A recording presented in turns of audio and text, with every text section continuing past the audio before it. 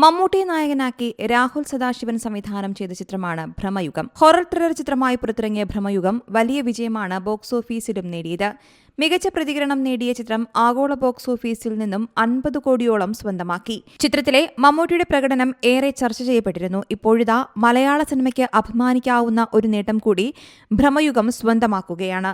ലണ്ടനിലെ പ്രശസ്തമായ university for the creative arts film സ്കൂളിൽ സൗണ്ട് ഡിസൈനെ പറ്റിയുള്ള ക്ലാസ്സിൽ ഭ്രമയുഗത്തിലെ സീനിനെ ഉദാഹരണമാക്കി അധ്യാപകൻ ക്ലാസ് എടുക്കുന്ന വീഡിയോയാണ് സമൂഹമാധ്യമങ്ങളിൽ വൈറലാകുന്നത്.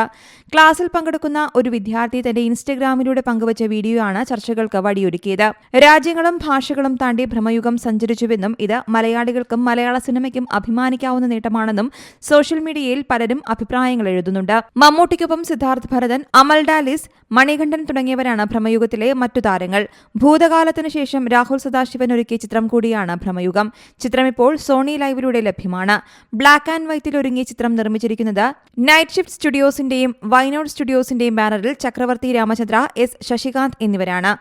News desk Zee Malayalam news.